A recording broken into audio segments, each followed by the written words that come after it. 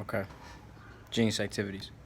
So I was having a conversation with one of my students. Most of my students, actually, most of my students know this, that school, especially in the United States, the way it's set up is setting its students primarily for the urban communities, for the poor folk, black and brown people, setting us up for failure.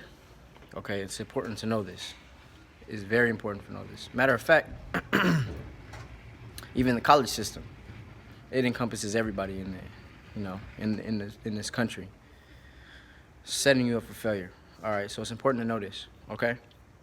But that's not to get stuck right there, because you need to look at it. We need to look at it. Geniuses need to look at what we have and recognize that we're innovators. An innovator is somebody who creates new things, taking things that are already existent, combining them together, and making something new and improved. That's how we continue to grow.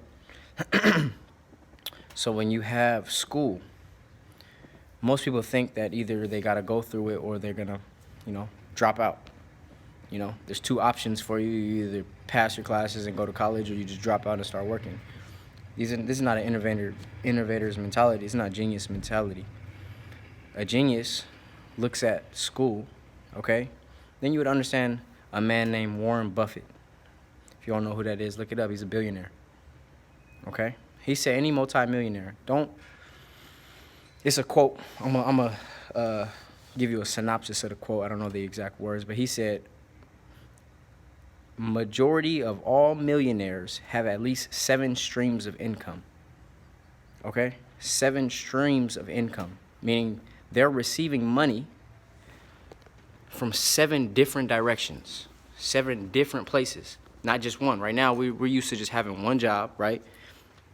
That's what's being taught to us. You have one job, right? And you get one check probably every 2 weeks. Okay?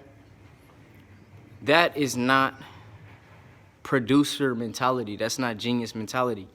That's a consumer mentality. Oh, y'all just give me a good job, give me even a good career, a salary, right? I work at a school.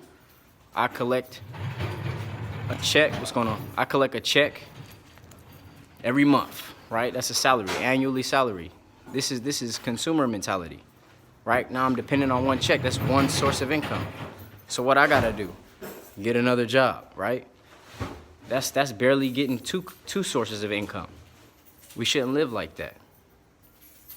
You have to tap into what's called leverage, leveraging your current position to get you to the next step. It's like thinking of a step stool. You see, a step stool is to get you a little bit higher. That's leverage. You take one business. This is things that that are not going to teach you in school, but if you go to any business owner, they're going to understand this idea of leverage. Leveraging is taking your current position, finding a way to get to the next level. Okay, this is billion-dollar ideas, this is billion-dollar innovation that we're not being exposed to. You have to understand these things. So back to what I was saying about the schools, okay? When you look at school and you take Warren Buffett, the billionaire's mentality of having 7 streams of income, okay, and then you take a look at how school is set up. Indeed, it sets us up for failure, okay? You have 7 periods, 8 or 9 periods a day, okay? Or even, 7 classes, excuse me. Now, the reason why it sets you up for failure is because your mentality is not built to hold that much information. It's an overload of your receiving circuits. Every teacher is teaching you different things every day. That's not successful mentality. That's overloading. That's how you get stressed out and depressed, okay? If you let it get to you. Now, the way you tap into your genius mentality, genius activities, is you take a look at it as if you were Warren Buffett, or if Warren Buffett is your mentor, and you say, okay, I have 8 different teachers, okay? That's 8 different assignments that are being told, 8 different classes I have to go to. If you think of yourself as a business or a businessman or woman, a genius, and you look at it and you say, each of my teacher that I'm having to go to their class every day is now a person that I'm a business relationship with, right? So then now, if you use those terminologies like interest, okay, most people think, I don't want to go to class because it's boring, right?